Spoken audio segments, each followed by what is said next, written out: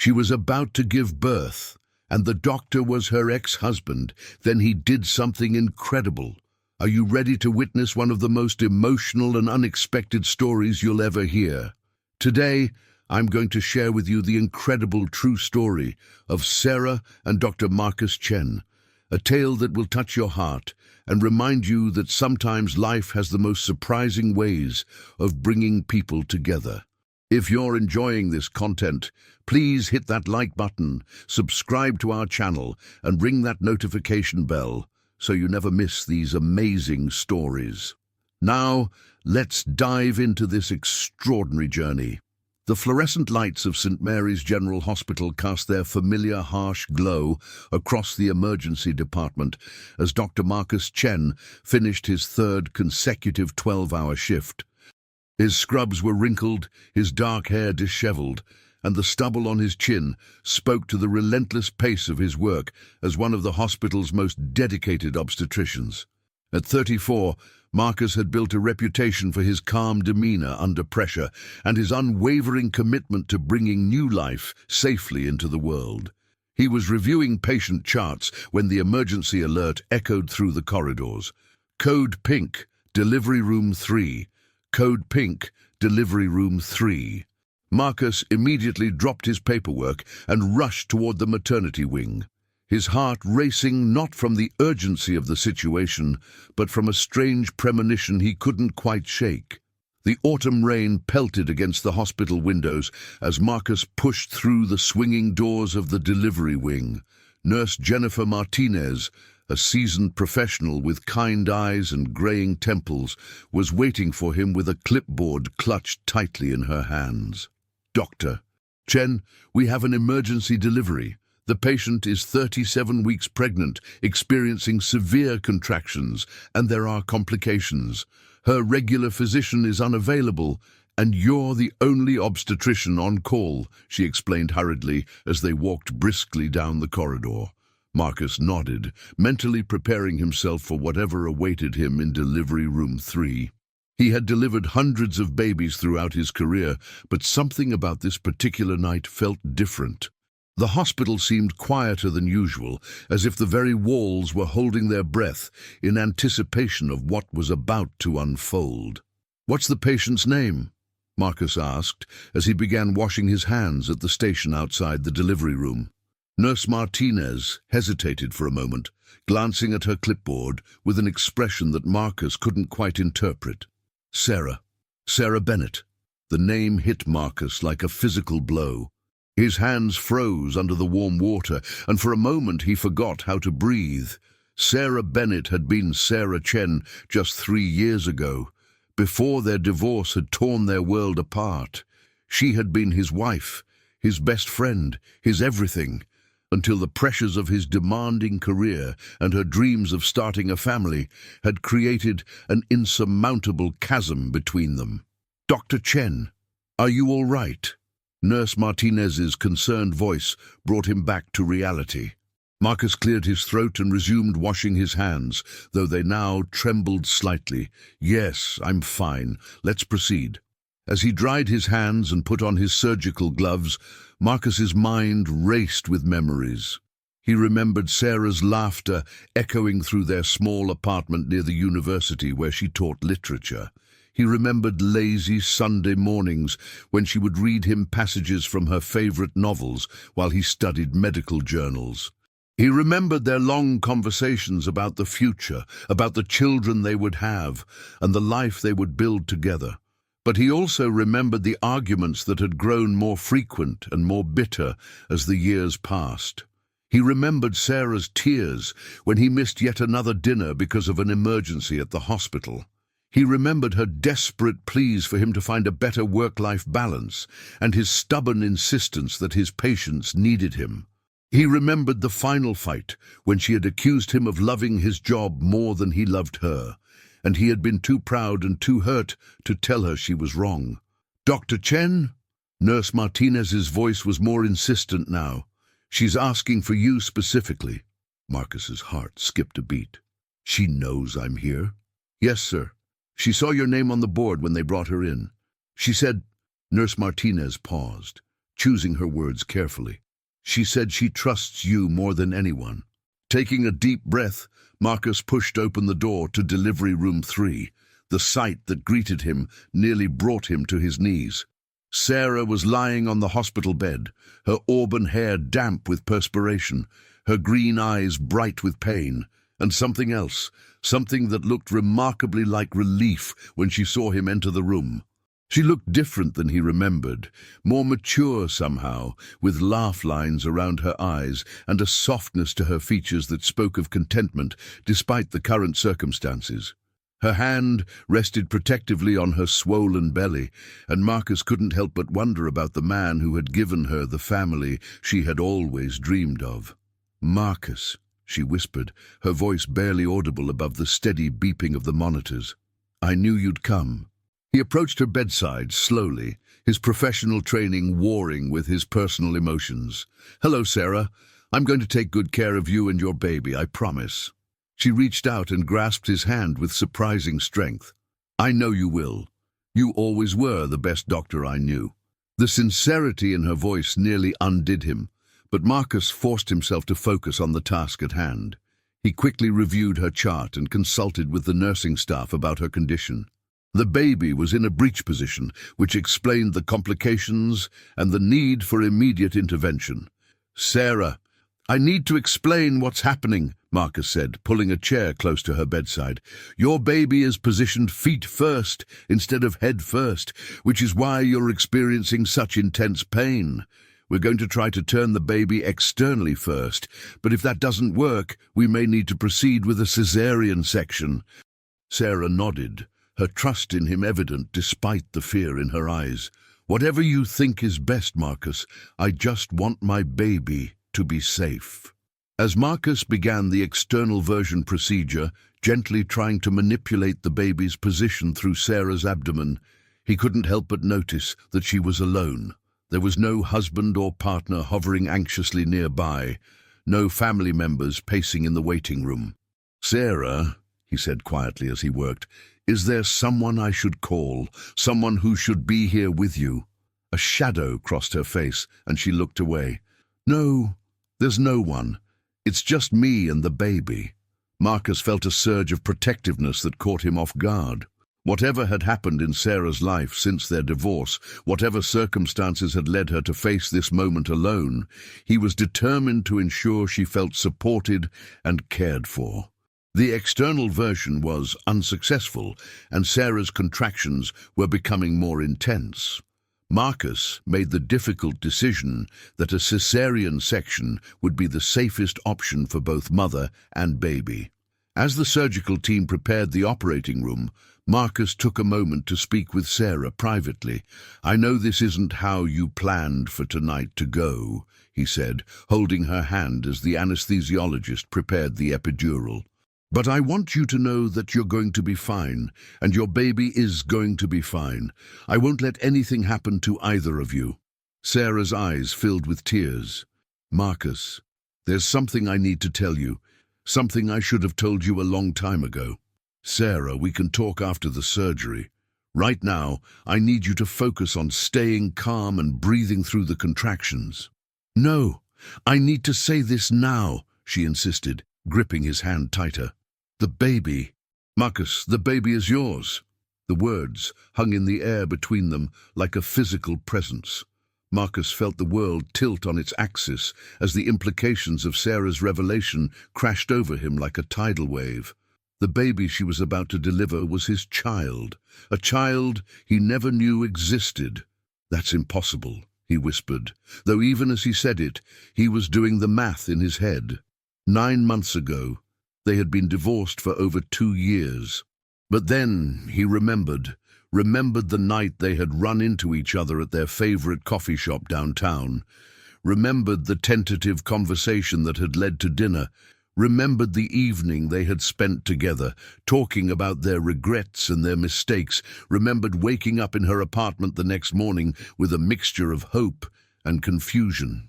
"It was that night in January," Sarah said softly, confirming his calculations. After we spent the evening together, I found out I was pregnant a few weeks later. I tried to call you so many times, but I could never find the right words. And then the months passed, and it became easier to just handle it alone." Marcus stared at her in disbelief, his mind struggling to process this life-altering information. He was about to become a father, and the woman he had never stopped loving was about to give birth to their child. The irony of the situation wasn't lost on him. For years, Sarah had begged him to start a family, and he had always found excuses to delay. Now, when they were no longer together, they were about to welcome the child she had always wanted. "Why didn't you tell me?" he asked, his voice thick with emotion. Sarah's eyes filled with fresh tears. "Because I was scared. Scared that you would feel trapped. Scared that you would resent me for complicating your life even more than I already had. And honestly, I was scared that you wouldn't care." "Not care?" Marcus's voice cracked. "Sarah, how could you think I wouldn't care? This is our child." Before Sarah could respond, her face contorted in pain as another powerful contraction gripped her. The monitors began beeping more urgently, and Marcus knew they couldn't delay the surgery any longer. "We'll talk about this after the baby is born," he said, leaning down to kiss her forehead. "Right now, I need to get you both to safety." As they wheeled Sarah into the operating room, Marcus's mind was reeling. In the span of 15 minutes, his entire world had been turned upside down. He was about to perform surgery on the woman he had never stopped loving, to deliver a child he never knew he was going to have. The weight of responsibility and the surge of unexpected joy created an emotional cocktail that threatened to overwhelm his professional composure. The operating room was a study in controlled chaos. The surgical team moved with practiced efficiency, preparing instruments and monitoring Sarah's vital signs, while Marcus scrubbed in for the procedure. Through the observation window, he could see Sarah lying on the table, her eyes closed, her lips moving in what he assumed was a silent prayer. Nurse Martinez appeared at his side as he finished his surgical preparation. "Dr. Chen, are you sure you're okay to perform this surgery? If you need someone else to step in..." Marcus looked at her through the reflection in the window, seeing his own uncertainty mirrored in her concerned expression. "Jennifer, I've been performing cesarean sections for 8 years. I've delivered over 1,000 babies. But this..." He paused, his voice catching. "This is my child." Nurse Martinez's eyes widened in surprise, but her expression quickly shifted to one of understanding and support. "Then, there's no one better to bring this baby into the world," she said firmly. "That little one is lucky to have you as a father and as a doctor." Marcus nodded, drawing strength from her words. As he entered the operating room, he forced himself to compartmentalize his emotions and focus on the medical procedure ahead. Sarah's life and the life of their unborn child depended on his skill and his steady hands. "Sarah, can you hear me?" he asked, as he positioned himself at the surgical site. "I'm here," she replied weakly, the effects of the anesthesia making her voice sound distant. "I'm going to bring our baby into the world now," Marcus said, and speaking the words aloud made the reality of the situation hit him with fresh force. "Everything is going to be perfect." As Marcus made the first incision, his hands were steady despite the emotional turmoil churning inside him. Years of medical training took over, and he moved with the precision and confidence that had made him one of the hospital's most trusted obstetricians. But this wasn't just any patient. This was Sarah, the woman he had once promised to love and cherish forever, and the child she carried was a part of both of them. The surgery proceeded smoothly, and within minutes, Marcus could see the baby's tiny feet. As he carefully guided the infant from Sarah's womb, he held his breath, waiting for that first precious cry that would signal healthy lungs and a successful delivery. The baby, a girl, announced her arrival to the world with a strong, indignant wail that filled the operating room with the most beautiful sound Marcus had ever heard. As he lifted his daughter for the first time, tears streamed down his face behind his surgical mask. "She's perfect," he whispered, His voice choked with emotion. "Sarah, she's absolutely perfect." The baby girl was indeed perfect. 7 pounds, 2 ounces of pure miracle, with a head full of dark hair that matched her father's and her mother's determined chin. As Marcus held her, he felt a love so profound and immediate that it nearly brought him to his knees. This tiny being was a part of him, a part of Sarah, a living symbol of the love they had once shared, and perhaps still did. "Can I see her?" Sarah asked weakly from the table, and Marcus carefully brought the baby to her mother's side. The moment Sarah saw her daughter, her face transformed with a joy so radiant that it illuminated the entire room. "Hello, beautiful girl," she whispered, reaching out to touch the baby's tiny hand. "I've been waiting so long to meet you." As Marcus watched mother and daughter together for the first time, he felt a shift inside himself that he couldn't quite articulate. For years, he had thrown himself into his work, using his career as both a calling and a shield against the pain of his failed marriage. But looking at Sarah and their daughter, he realized that all the babies he had delivered, all the families he had helped bring together, had been preparation for this moment, the moment when he would help bring his own family into existence. The remainder of the surgery passed in a blur of professional efficiency and personal wonder. As Marcus sutured Sarah's incision, he found himself making plans and promises in his head. He would be the father his daughter deserved, the partner Sarah needed, the man he had failed to be during their marriage. This unexpected gift, this second chance, wouldn't be wasted. After Sarah was moved to recovery and the baby was taken to the nursery for routine examinations, Marcus found himself alone in the operating room, still processing the magnitude of what had just occurred. In the span of a few hours, he had gone from being a divorced doctor working another late shift to being the father of a beautiful baby girl. Nurse Martinez found him there 20 minutes later, sitting in one of the chairs with his head in his hands. "Dr. Chen, the baby is doing wonderfully. All her tests came back perfect, and she's nursing beautifully with her mother." Marcus looked up, his eyes red with exhaustion and emotion. "Jennifer, I don't know how to process all of this. 3 hours ago, I didn't even know I was going to be a father." She sat down beside him, her motherly instincts kicking in. "Marcus, I've worked in this hospital for 23 years, and I've seen a lot of miracles. But what happened here tonight? This was something special. That little girl is lucky to have you as her father." "What if I mess this up?" Marcus asked, voicing the fear that had been growing in his chest. "What if I'm the same workaholic who destroyed his marriage? What if I can't balance being a doctor and being a father?" "The fact that you're asking those questions tells me you're already a different man than you were 3 years ago," Jennifer replied wisely. "Besides, you're not doing this alone. Sarah is an incredible woman, and from what I observed tonight, she still cares about you very much." Marcus nodded, knowing she was right. Despite everything that had happened between them, despite the hurt and the years of silence, Sarah had trusted him with the most important moment of her life. She had let him deliver their daughter, had looked at him with the same love and trust he remembered from their early days together. As the night wore on, Marcus found himself unable to leave the hospital. He made his rounds, checked on other patients, and completed his paperwork, but his thoughts kept returning to room 314, where Sarah was recovering with their daughter. Finally, as the first hints of dawn began to paint the sky outside the hospital windows, he made his way to her room.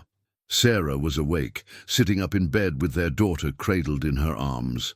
The soft morning light streaming through the window created an almost ethereal scene, and Marcus paused in the doorway, overwhelmed by the beauty of the moment.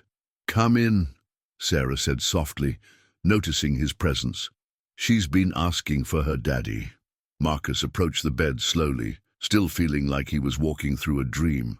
"How are you feeling?" "Sore, exhausted, but happier than I've been in years," Sarah replied honestly. "Marcus, about what I said earlier, about not telling you about the pregnancy, we don't have to talk about that now," Marcus said, settling into the chair beside her bed. "What matters is that she's here, and she's healthy, and she's ours." Sarah's eyes filled with tears again. "I was so scared about tonight, not just about the delivery, but about seeing you again. I didn't know how you would react, what you would think of me for keeping this from you." Marcus reached out and gently touched their daughter's tiny fist, marveling at how perfectly formed her miniature fingers were. "Sarah, I won't lie. I'm hurt that you didn't tell me sooner. I miss so much. The ultrasounds, feeling her kick, preparing for her arrival. But I understand why you were scared. Our divorce wasn't exactly amicable." "I was angry for a long time," Sarah admitted. "Angry that your career always came first. Angry that you seemed to love being a doctor more than you loved being my husband. But carrying our daughter, it changed something in me. It made me realize that holding on to anger was only hurting me and potentially hurting her." Marcus was quiet for a long moment, processing her words. "I was angry too. Angry at you for leaving. Angry at myself for letting you go, angry at the whole situation. But you were right about my priorities. I did put my career first, and I lost the most important thing in my life because of it." Their daughter stirred in Sarah's arms, making soft cooing sounds that melted both parents' hearts. Marcus watched in wonder as she opened her eyes that were the same shade of green as Sarah's, and seemed to look directly at him. "Have you thought about what to name her?" Marcus asked. Sarah smiled. "I was hoping we could decide together. I know that might sound presumptuous, but—" "It doesn't sound presumptuous at all," Marcus interrupted. "She's our daughter. We should choose her name together." They spent the next hour discussing names, sharing stories about their respective childhoods and the family members they wanted to honor. Eventually, they settled on Emma Rose. Emma for Sarah's beloved grandmother, who had raised her after her parents died, and Rose for Marcus's mother, who had worked 3 jobs to put him through medical school. As they talked, Marcus found himself remembering all the things he had loved about Sarah during their marriage. Her intelligence, her compassion, her ability to find beauty in the smallest moments. But he also noticed new qualities, a strength and independence that she had developed during their years apart, a confidence that motherhood had already begun to instill in her. "Sarah," Marcus said finally, "I know we have a lot to figure out. Custody arrangements, financial support, how we're going to co-parent effectively. But I want you to know that I'm committed to being the best father I can be to Emma. Whatever our relationship looks like going forward, she will always come first." Sarah's expression was thoughtful as she considered his words. "Marcus, can I ask you something? Are you happy? With your life, I mean. With your work? With being alone?" The question caught him off guard, and he found himself being more honest than he had intended. "No, I'm not. I thought I was, for a while. I convinced myself that my work was enough, that helping other families was a substitute for having my own. But tonight, holding Emma for the first time, I realized what I've been missing, what I gave up when I let you walk away." "I wasn't entirely honest earlier," Sarah said quietly. "When I said there was no one to call tonight, there is someone. His name is David, and he's a good man. He knows about Emma, knows she's not his, but he's been supportive throughout the pregnancy. He wanted to be here tonight, but I asked him to stay away. I knew seeing you again would be complicated enough without adding him to the mix." Marcus felt a stab of jealousy that surprised him with its intensity. Of course, Sarah had moved on. It had been 3 years since their divorce. He had no right to expect her to remain alone, especially when he had been the one to push her away in the first place. "He makes you happy?" Marcus asked, though the words felt like glass in his throat. "He makes me feel safe," Sarah replied carefully. "He's stable, reliable, everything that—" She paused, searching for the right words. "Everything that I thought I needed after our marriage ended." "But?" Marcus prompted, sensing there was more she wasn't saying. Sarah looked down at Emma, who had fallen asleep in her arms.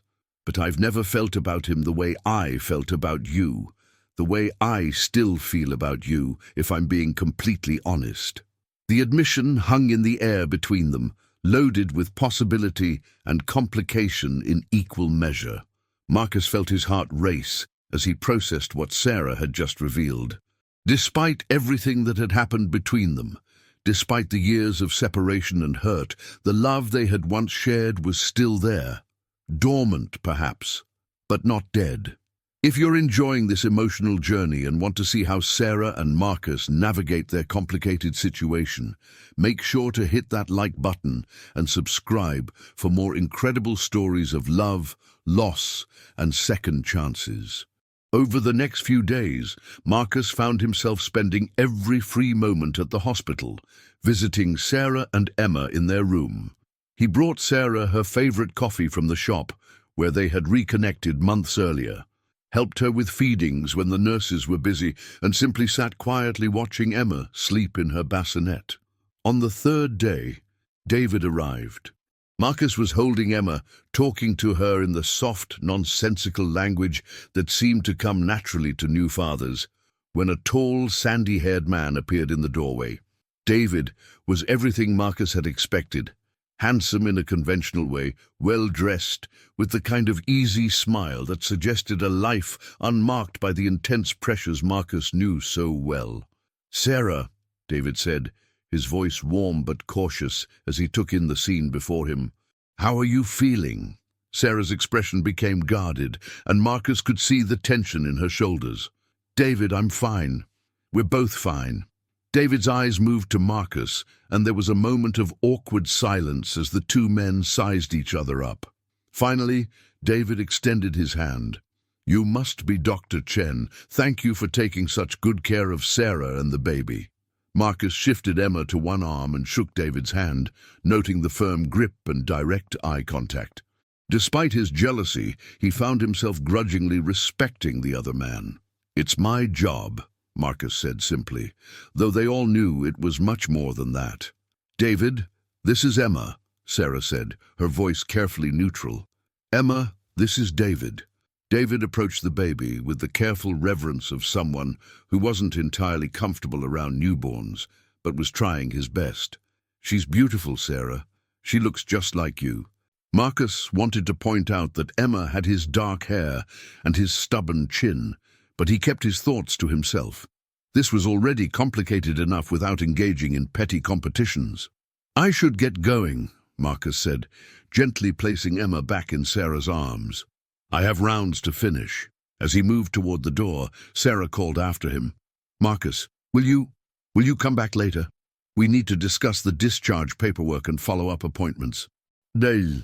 He turned back and saw the plea in her eyes, the unspoken message that she needed his support in navigating this difficult situation. "Of course. I'll be back this evening."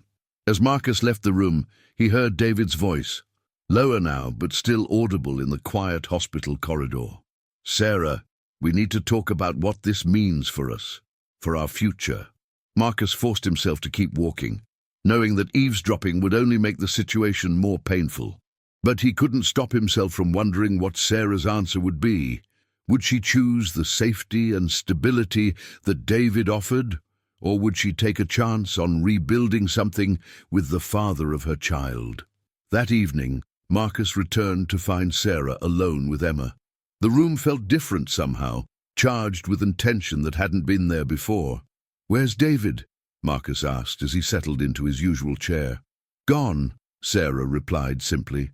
"We had a long conversation, and we both agreed that it wouldn't be fair to continue our relationship under these circumstances." Marcus felt a surge of hope that he tried to suppress. "I'm sorry if my presence complicated things for you." Sarah shook her head. "Marcus, David is a wonderful man, but he deserved someone who could love him completely without reservations. And I realize today that as long as you're in my life, as Emma's father if nothing else, part of my heart will always belong to you." The honesty of her admission took Marcus's breath away. Here was the woman he had loved and lost, telling him that despite everything that had happened between them, despite the years of separation and pain, she still had feelings for him. "Sarah," he began, but she held up her hand to stop him.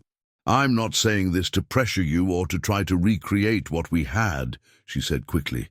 I know we both made mistakes during our marriage, and I know that having a child together doesn't automatically fix those problems. But I needed to be honest about where I stand.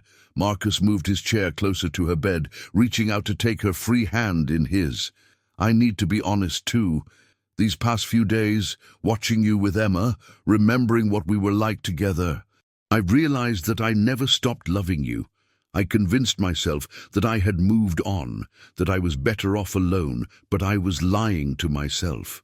Sarah's eyes filled with tears, but they were tears of relief rather than sadness. So, where does that leave us? I don't know, Marcus admitted, but I'd like to find out. I'd like to try again if you're willing, but I need you to know that I'm a different man than I was 3 years ago. Emma has already changed me in ways I didn't think were possible. I want to be the father she deserves and the partner you deserve. How do I know you won't fall back into the same patterns? Sarah asked. How do I know that your career won't consume you again? Marcus was quiet for a long moment, considering her question seriously. You don't know, he said finally, and I can't make promises I'm not sure I can keep. But I can tell you that holding Emma for the first time made me understand something I never grasped before. Success isn't measured by the number of surgeries I perform or the recognition I receive from my colleagues. It's measured by the love I give and receive from the people who matter most. Sarah studied his face, searching for any sign of insincerity. What are you suggesting? I'm suggesting that we take it slow, that we focus on being good parents to Emma first, and see if we can rebuild trust between us. I'm suggesting that I want to try to be the man you fell in love with all those years ago, but better, wiser, more balanced. And if it doesn't work out, Sarah asked, if we try and fail again, then at least we'll know we gave it our best effort, Marcus replied, and Emma will have 2 parents who love her and who learned how to work together for her sake. Sarah was quiet for a long time, looking down at their sleeping daughter. Finally, she looked back up at Marcus with a small smile. Okay, we can try, but I have conditions. Name them. First, Emma comes first, always. If we disagree about something related to her care or her future, we work it out like adults, not like the stubborn people we were during our marriage. Agreed. Second, you need to prove that you can maintain balance in your life. I won't go through the loneliness I experienced during our marriage. If you say you'll be somewhere, you need to be there. If you make plans with us, you need to keep them, unless there's a genuine emergency. Agreed. Third, we take it slow. We don't move in together right away, we don't rush into anything physical, and we definitely don't get remarried just because we have a child together. We build something new, something stronger than what we had before. Marcus nodded solemnly. I wouldn't want it any other way. As if sensing the momentous nature of the conversation taking place around her, Emma stirred in Sarah's arms and opened her eyes, looking directly at her parents with an expression that seemed almost wise. I think she approves, Sarah said with a laugh, and Marcus felt his heart swell with love for both of the amazing women in his life. The next morning brought the joyful chaos of discharge day. Marcus had arranged for Sarah and Emma to stay at her apartment, and he had taken a week of vacation time, something he had rarely done during their marriage, to help them settle in and adjust to life with a newborn. As he carried Emma's car seat to his SUV, Marcus marveled at how much his priorities had shifted in just a few days. The hospital, which had once been his refuge and his obsession, now felt like just one part of his life, rather than the defining aspect of his identity. Sarah's apartment was a cozy one-bedroom in a quiet neighborhood about 15 minutes from the hospital. Marcus had never seen it before. They had sold their shared home as part of the divorce settlement, but it felt unmistakably like Sarah. Books lined every available wall space, plants thrived in the sunny windows, and soft, warm colors created an atmosphere of comfort and peace. "Where will Emma sleep?" Marcus asked, noticing that there didn't seem to be space for a nursery in the compact apartment.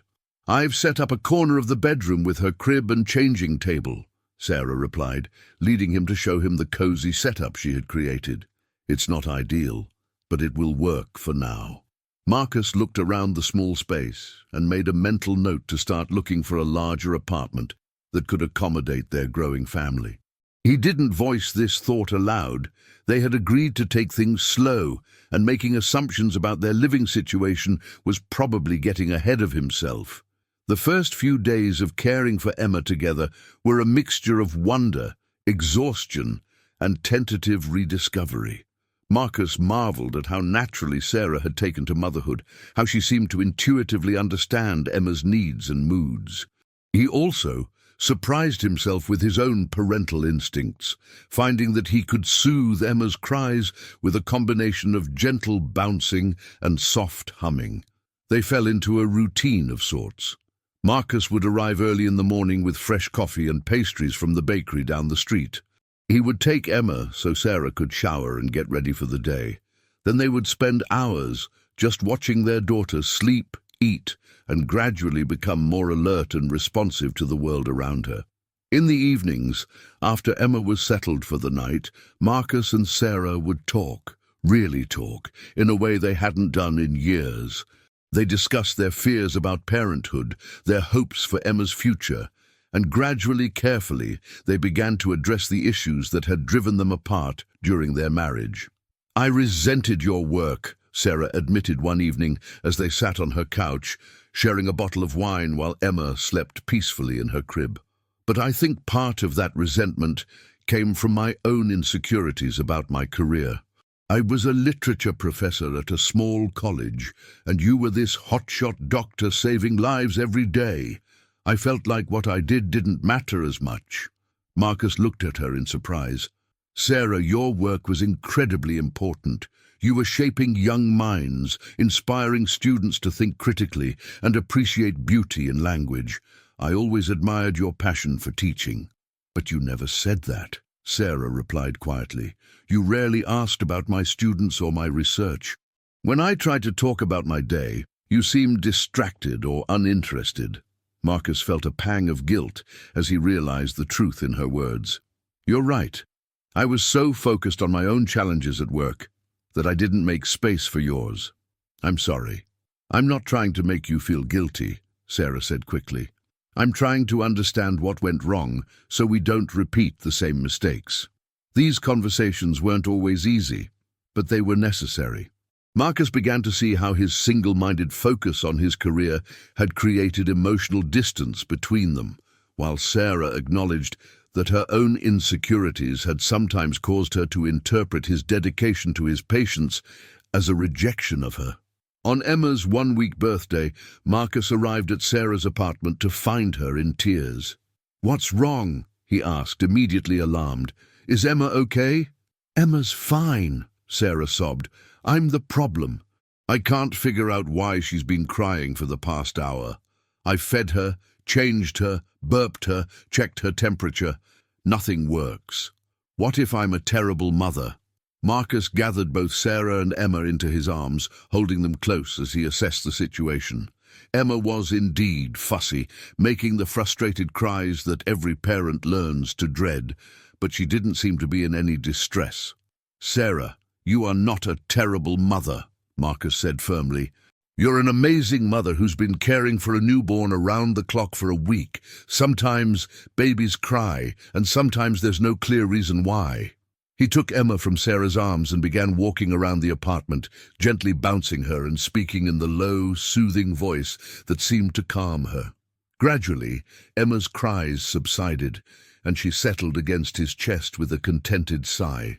"How did you do that?" Sarah asked, wiping her tears with the back of her hand. "I didn't do anything special," Marcus replied. "Sometimes they just need a change of scenery or a different person to hold them. It doesn't mean you're doing anything wrong." Sarah sank onto the couch, looking exhausted and defeated. "I feel like I don't know what I'm doing half the time." Marcus sat beside her, still holding Emma. "Do you think I know what I'm doing? Sarah, I've delivered hundreds of babies, but I've never been responsible for raising one 24 hours a day. We're both learning as we go, but you seem so calm and confident with her. That's just my medical training kicking in. Inside, I'm terrified that I'm going to mess something up and harm her somehow." Marcus looked down at Emma, who was now sleeping peacefully against his chest. "But I think that fear is what makes us good parents. It means we care enough to worry, to question ourselves, to always try to do better." Sarah leaned against Marcus's shoulder, and for a moment they sat in comfortable silence, both lost in thought as they watched their daughter sleep. It felt natural and right, like a puzzle piece sliding into place after being lost for years. "Marcus," Sarah said softly, "I think I'm falling in love with you again." Her words sent a jolt of electricity through Marcus's body. He turned to look at her, seeing the vulnerability in her eyes, the fear and hope warring in her expression. "I think I never stopped being in love with you," he replied honestly. "I just buried it under layers of hurt and pride and stubbornness." Sarah lifted her head from his shoulder and looked at him directly. "What do we do with that?" "We take it one day at a time," Marcus said, echoing the promise they had made to each other in the hospital. "We keep building trust, keep learning how to be better partners to each other and better parents to Emma." Sarah nodded, then surprised him by leaning up and brushing her lips against his in a soft, tentative kiss. It was their first kiss in over 3 years, and it felt like coming home and starting a new adventure all at the same time. When they broke apart, both were crying, tears of joy, of relief, of hope for the future they might build together. 2 weeks later, Marcus made a decision that would have been unthinkable during their marriage. He requested a transfer to the day shift at the hospital, trading his higher pay and prestige for regular hours and predictable schedules. When his colleagues questioned the decision, he simply said that he had other priorities now. Sarah noticed the change immediately. Marcus was present in a way he had never been during their marriage.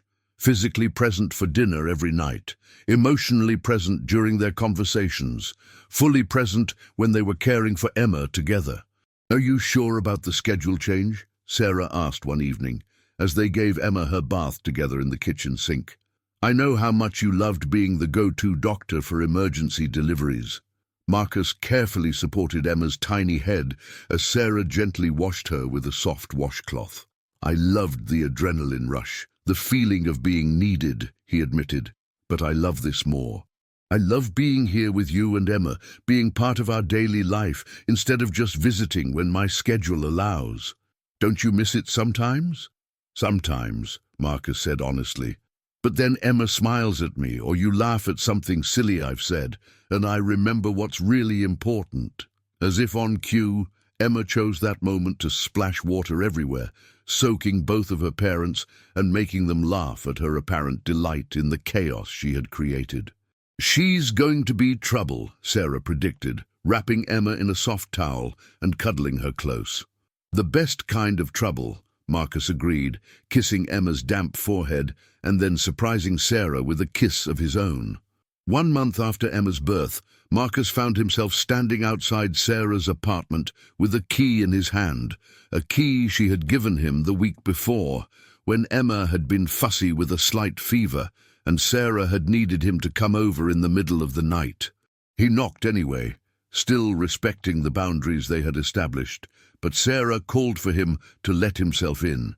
He found her in the bedroom, folding tiny baby clothes with the methodical precision of someone who had been doing laundry for days.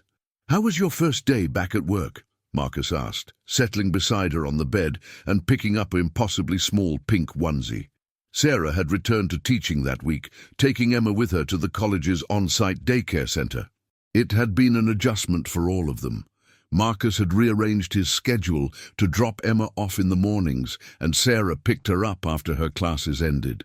"Harder than I expected," Sarah admitted. "I kept worrying about Emma, wondering if she was okay without me. I actually called the daycare center 3 times before lunch." Marcus laughed softly. "I stopped by twice during my breaks, just to check on her." "We're pathetic," Sarah said with a rueful smile. "Completely pathetic." "We're parents," Marcus corrected. "I think it comes with the territory." They folded laundry in comfortable silence for a while, occasionally pausing to coo over a particularly adorable outfit or to discuss practical matters like Emma's feeding schedule and upcoming pediatrician appointment. "Marcus," Sarah said eventually, "I've been thinking about what you said about taking things slow, and I think we've been doing a good job of building trust and rebuilding our relationship." "I think so too," Marcus agreed, though he sensed there was more she wanted to say. "I also think that if we're going to continue co-parenting, and possibly more, we need to address the practical aspects of our situation." Marcus set down the baby blanket he had been folding and gave Sarah his full attention. "What do you mean?" "I mean, this apartment is too small for all of us, and it doesn't make financial sense for you to be paying rent on your place while spending most of your time here. I mean, we need to decide if we're rebuilding our relationship with the intention of eventually getting back together permanently, or if we're just co-parenting effectively." The question hung in the air between them, loaded with implications and possibilities. Marcus had been wondering the same thing, but had been afraid to broach the subject, worried that he might be rushing things or making assumptions. "What do you want?" he asked carefully. Sarah set down the tiny sock she had been holding and turned to face him fully. "I want us to try living together again, not as roommates or co-parents who happen to share space, but as partners trying to rebuild something real and lasting." Marcus felt his heart race. "Are you sure? We agreed to take it slow." "We have been taking it slow," Sarah pointed out. "It's been 6 weeks, Marcus. 6 weeks of daily conversations, of caring for Emma together, of remembering why we fell in love in the first place. I'm not suggesting we run off to Vegas and get remarried tomorrow, but I am suggesting that we're ready for the next step." Marcus reached for her hands, intertwining their fingers in the gesture that had always comforted both of them. "I want that too. I want us to be a real family, living together, making decisions together, building a future together." "Even if it's scary?" Sarah asked. "Even if we might fail again?" "Especially because it's scary," Marcus replied. "The best things in life are always scary." That weekend, they went apartment hunting together, Emma sleeping peacefully in her carrier as they toured spacious 2-bedroom units with good natural light and space for a proper nursery. It felt surreal and wonderful and terrifying all at once, like they were playing house, but with the highest possible stakes. They found the perfect place in a family-friendly neighborhood halfway between Sarah's college and Marcus's hospital. It had hardwood floors throughout, a sunny kitchen with space for a breakfast table, and a second bedroom that would be perfect for Emma's nursery. "What do you think?" Marcus asked, as they stood in the empty living room, trying to imagine their furniture arranged in the space. "I think it feels like home," Sarah replied, and Marcus knew she was right.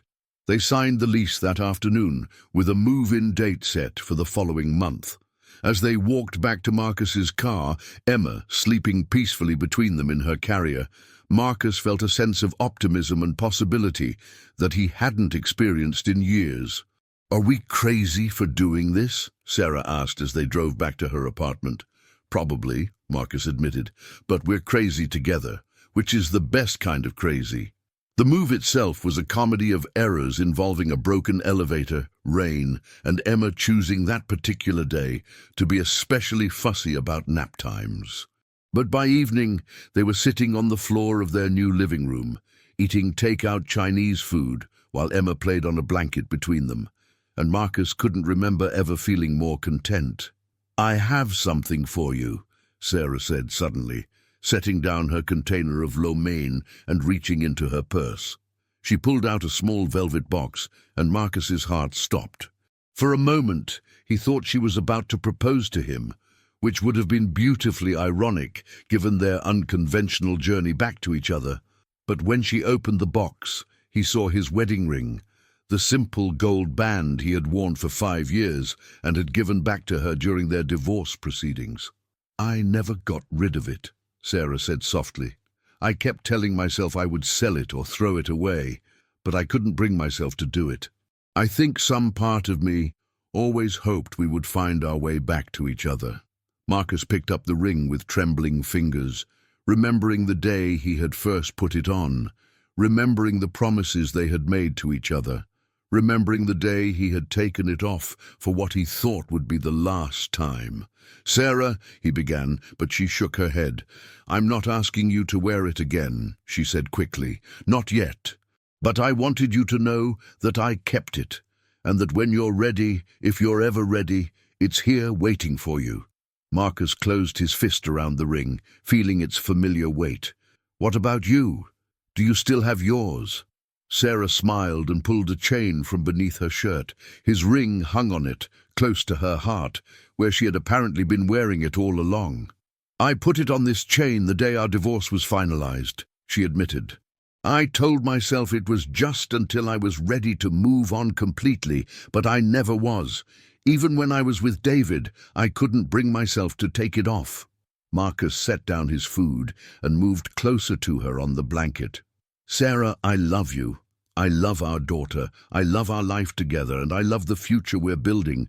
But I need you to know that if I put this ring back on, it's forever. No more running away when things get difficult. No more putting work before family. No more taking you for granted." "I know," Sarah whispered. "I'm ready for forever if you are." Marcus slipped the ring onto his finger, and it fit perfectly, just as it always had. Then he reached for Sarah's chain, gently lifting it over her head and taking her ring from it. "Sarah Elizabeth Bennett," he said formally, taking her left hand in his, "will you marry me again?" Sarah's eyes filled with tears as she looked at the ring he was holding, the same ring he had given her 8 years ago. But somehow it looked different now, weighted with experience and second chances and hard-won wisdom. "Yes," she whispered, then louder, "Yes, Marcus, I'll marry you again." As he slipped the ring onto her finger, Emma chose that moment to roll over for the first time, achieving the milestone that would normally be cause for major celebration. But Sarah and Marcus were too wrapped up in each other to notice, too busy sealing their renewed engagement with a kiss that tasted like takeout and tears and the promise of forever.